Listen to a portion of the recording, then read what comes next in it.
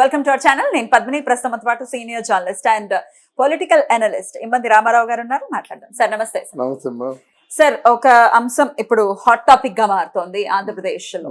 అదేంటి అంటే వికలాంగులకి ప్రత్యేకంగా పెన్షన్ అనేది 7,000 ఇవ్వటం జరుగుతుంది. అలాగే పెన్షనర్స్ కి 4,000 ఎలాగో ఇస్తున్నారు. 3,000 నుంచి 4,000 చేశారు. వికలాంగులకి 7,000. అయితే అది నిజం కాదు, 6,000 ఇస్తున్నారని కొంతమంది, లేదు 4,000 ఇస్తున్నారని కొంతమంది అసలు ఇవ్వట్లేదని, ఇట్లా రకరకాల మాటలు బయట వినపడుతున్నాయి. ఇందులో ఏంటి నిజం? నిజంగా అందుతోందా పెన్షన్ అనేది? అది చాలా క్లిష్టమైనటువంటి విషయం అయినప్పుడు కూడా ఇది కూటమి తాలూకు తొలి విజయంగా మనం భావించవచ్చు. అంటే మాటలు మనం నమ్మలేం కదా, ఎప్పుడైతే కార్యాచరణకు వచ్చి చేతల్లో చూపించారో దాన్ని మనం ఎప్రిషియేట్ చేయొచ్చు. ముఖ్యంగా ఈరోజు ఆంధ్రప్రదేశ్ మొత్తం ఒక పండగ వాతావరణం నెలకొంది మాట. సాదాసీదా పెన్షనర్స్ ఒక్కసారి 1,000 రూపాయలు పెంచేసరికి, అది 3,000 4,000 చేసేసరికి వాళ్ళ ఆనందం ఇంత అంత కాదు.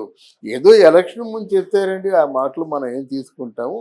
మేము అనుకున్నాం మాకు ఆ 3,000 వచ్చినా చాలు అనుకున్నాం. అలాంటిది మాట తప్పకుండా 4,000 ఇవ్వడం, ఆ రోజునే వికలాంగులకి 7,000 ఇవ్వడం, పూర్తిగా డ్యామేజ్ అయిన వాళ్ళకి వాళ్ళు చెప్పిన మాట ప్రకారంగా 15,000 రూపాయలు ఉదయం 6 గంటల నుంచి పంచి ఇప్పటికి ఒక 80% పూర్తయిపోయింది.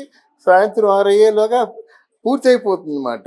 దీనికి అంతకుముందు తాలూకు ఆనవాయితీకి ఏమీ కూడా ఆటంకం కలగకుండా సూటిగా పెన్షనర్స్ ఇంటికి వెళ్ళి వాళ్ళకి ఆ పెన్షన్ అందించడం, ఇది కూటమి తాలూకు తొలి విజయంగా మనం భావించవచ్చు. అయితే దీంట్లో కూడా రకరకాల మాటలు మాట్లాడటం అనేది జరుగుతుంది. అయితే అక్కడ పెన్షన్ అందుకుంటున్నటువంటి వాళ్ళు కొంతమంది ఇప్పుడు మనతో పాటు ఫోన్ లైన్ లో సిద్ధంగా ఉన్నారు సార్ మాట్లాడటానికి. ఒకసారి కాల్ చేయమంటారా? కాల్ చేయండి. దాని తర్వాత వారి మాటలు విన్న తర్వాత మనం వెరీ గుడ్. హలో, నమస్తే అండి. నమస్తే మేడం. మేము రెడ్ టీవీ నుంచి మాట్లాడుతున్నామండి. చెప్పండి. మీ పేరండి? నమస్తే అండి, మీ పేరు? సతీష్ అండి, సత్యనారాయణ అండి. సత్యనారాయణ గారు, అయితే ఈ పెన్షన్ అందుకుంటున్నటువంటి విషయాల్లో రకరకాల మాటలు వినపడుతున్నాయి. ఒకటి రావట్లేదు, 6,000 వస్తున్నాయని కొంతమంది, 4,000 ఏంటి వికలాంగులకి ప్రత్యేకంగా 4,000 వస్తున్నాయని కొంతమంది, అసలు రావట్లేదని కొంతమంది, ఇట్లా రకరకాల మాటలన్నీ వస్తున్నాయండి. అసలు నిజం ఏంటి? అందుకుంటున్నారా వికలాంగులు 7,000 రూపాయల పెన్షన్ అనేది?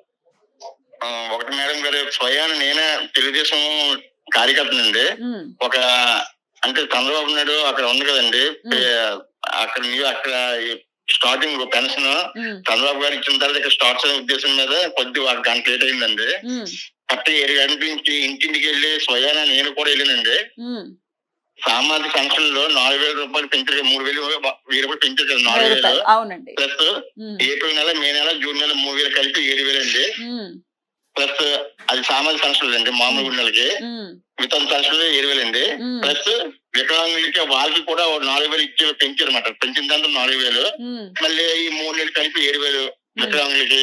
మళ్ళీ కిడ్నీ వ్యాధిగ్రస్తులు ఉన్నారు కదండి, వాళ్ళకి 10,000 అండి. 10,000 వాళ్ళకి 10,000 ప్లస్ పూర్తిగా మంచి మంచి లేకంటే ఉంటారు కదండి, వాళ్ళకి 15,000 అండి. 15,000 ఇచ్చేస్తున్నారు. ఒక్కరికి ఆపలేదు మేడం గారు. ఏ ఛానల్ ఫోన్ చేసినా నేను మాట్లాడుతానండి. ఎవరు ఫోన్ చేసినా నేను మాట్లాడుతున్నా. ఇవ్వటం అనేది జరుగుతుంది. ఏంటండి, చాలా సంతోషంగా హ్యాపీగా ఉన్నారండి. అదే, అలా అందుకున్న వాళ్ళు ఎలా వాళ్ళ రియాక్షన్ ఎలా ఉంది? చాలా రియాక్షన్, చాలా బాధపడుతున్నారండి.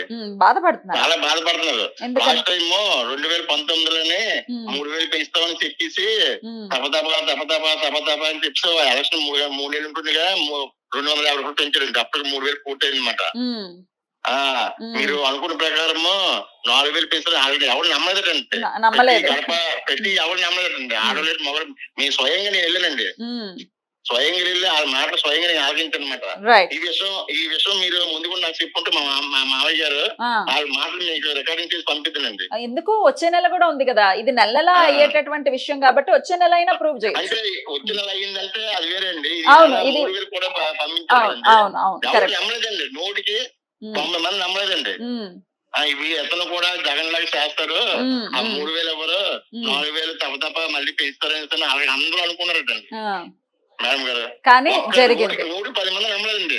ఏ ఇంటికి వెళ్ళి మేము డబ్బులు పంచడానికి వెళ్ళినా బాబు మేము ఏదో అనుకున్నాం బాబు, అనాథం తప్పు అర్థం చేసుకున్నాం చంద్రబాబు గారిని, నిజంగా చేశారా అని ఆ ఏడుగులు అందుకున్నప్పుడు ఒకటి నోటిని మాట్లాడలేదండి. పోలేండి, అందరూ సంతోషంగా ఉన్నారు కదా. ఏజ్ ఉందనైతే ఒక్కసారి భయం వేస్తుంది, హార్ట్ అటాక్ వచ్చేస్తుందేమో అంటే అప్పుడు చూడడానికి అనుకునే అనమాట. 10 గంటల వరకు 50% అయిందండి మేడం గారు. 1:00 కల్లా 80% అయిపోయిందండి. ఇప్పుడు పూజకి కావచ్చిందండి, పూర్తి అయిపోతుంది. ఓకే, మాయగారితో మాట్లాడింది కూడా అటుతో మాట్లాడండి, పప్ప రమేశ్వర్ మా ఉన్నారు అనమాట, టౌన్ ప్రెసిడెంట్. మాట్లాడితే లేదు మొత్తం అంతా అయిపోయిందిరా బాబు అని చెప్పారు అనమాట. చాలా చాలా సంతోషం అండి. మళ్ళీ రేపటి కంటే ఏం లేదండి, ఇంకా కంప్లీట్ అయిపోతుంది. లేకపోతే మేడం గారు ఎవరో ఊళ్ళో లేకపోతే వాళ్ళకి గంట గడి లేట్ అవుతుంది తప్పించి 99% అయిపోయిందండి.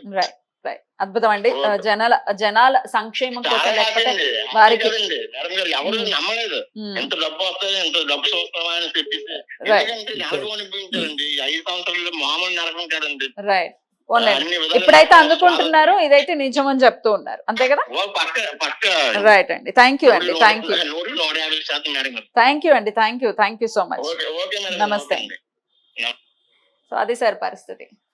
సో విన్నారు కదా, డెఫినెట్ గా అందుకోవటం అనేది జరిగింది. ఒక్కొక్కళ్ళు చాలా అవాక్కైనటువంటి పరిస్థితుల్లో ఉన్నారు, ఎవరు నమ్మట్లేదు. అసలు నిజమేనా ఇది జరుగుతుంది, నమ్మలేదు మేము.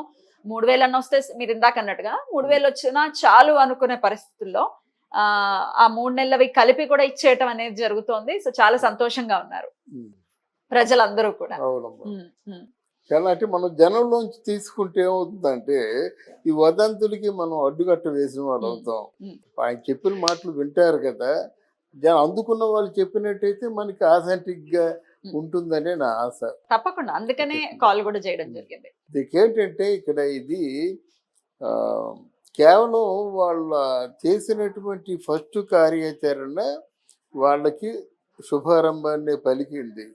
నా కోరిక ఏమిటంటే కేంద్రంతో ఎప్పుడూ ఇది సహృద వాతావరణంలో ఉంటూ ప్రజా సంక్షేమంతో పాటు డెవలప్మెంట్ కూడా జరుగుతుందని ఈ కూటమి తాలూకు నిర్వహణలో తప్పకుండా కోరుకుందాం, ఆశిద్దాం. దీని సమాధానం చెప్తాను. ఆయన అంటారు ఒక 5 సంవత్సరాలు కూడా కళ్ళు మూసుకుంటే అయిపోయి అంటాడు. 5 సంవత్సరాలు కళ్ళు మూసుకుని ఉండబట్టే అయిపోయింది కదా. కళ్ళు తెరిచి చూసి వాస్తవాలు చూసి దానికి పరిష్కారం ఎంపిక చేసుకుంటే రోజు ఒక యుగం అండి. ఎందుకంటే అది ఎన్ని సమస్యలు ఉన్నాయి, దానికి ఎన్ని పరిష్కారాలు చేయాల్సిన అవసరం ఉంది. అది చెప్పాడు, చెప్పిన అరగంటలో మళ్ళీ మనోవ్యాధి. అప్పటికి ఇప్పటికి తేడా ఏంటంటే ఫస్ట్ టైం నిలిచినప్పుడు కూడా ఒక 53 ఎన్నో సీట్లు వచ్చినాయి. ఇది ఘోర పరాజయం కదా. ఆయన ఏమంటాడు, ఇన్ని లక్షల కోట్లు నేను ఖర్చు పెట్టాను అంటాడు. ఆయన ఫస్ట్ అవగాహన రాహిత్యం అక్కడ. నువ్వు ఖర్చు పెట్టినట్టు ఈ ప్రభుత్వం ఇచ్చిందని చెప్పాలి. అంతేగాని ఇన్ని లక్షల కోట్లు నేను ఖర్చు పెట్టాను, నాకెందుకు న్యాయం జరగలేదు, ఎక్కడుంది తేడా, ఎవరు తప్పు చేశారు, ఇంకా ఈవీఎంలు మాయే అనుకుంటున్నారు అన్నమాట. కానీ జరిగిన దానికి ఎంతవరకు పశ్చాత్తాపం పడలేదు, జరిగిన దాన్ని ఎంతవరకు రివ్యూ చేసుకోవడం జరగలేదు, రివ్యూ చేసుకునే జ్ఞానమే లేదు. ఎవరైతే ఆత్మ అనుకున్నారో ఆయన పారిపోయాడు, ఎక్కడికో సద్దళ్ళు కొట్టేసరికి పారిపోయాడు. ఇక భార్గవరెడ్డి మీడియా ఇన్ఛార్జి, ఆయన కనిపించటం లేదు, ఆయన మీద కూడా కేసులు ఉన్నాయి. బొత్స లాంటి వాళ్ళు ఏంటంటే ఊరుకుంటారన్నమాట. అమ్మో దీంట్లో ఎక్కడ అడుగు పెడితే మనం కూరుకుపోతాము ఊబులోను, ఆయన మీద కూడా కేసులు ఉన్నాయి. వైఎస్ఆర్సీపీలో ఉన్న వాళ్ళలో ఎవరి మీద కేసులు లేవని చెప్పండి, బయటికి రోజా మీద కేసులు ఉన్నాయి, కొడాల మీద కేసులు ఉన్నాయి, అనిల్ కుమార్ యాదవ్ మీద కేసులు ఉన్నాయి, పేరు నాని మీద కేసులు ఉన్నాయి, అందరి మీద కేసులు ఉన్నాయి అన్నమాట. అటువంటి ఒక నిర్భాగ్యకరమైన పరిపాలన వాళ్ళు సాగించారు కనుక ఈ పరిస్థితి వచ్చింది అన్నమాట. ఆయన ఫ్రమ్ ది బిగినింగ్ ఆయనకి ఆ సైకో మూడ్స్ ఉన్నాయి, దాన్ని ట్రీట్మెంట్ చేస్తే వచ్చింది.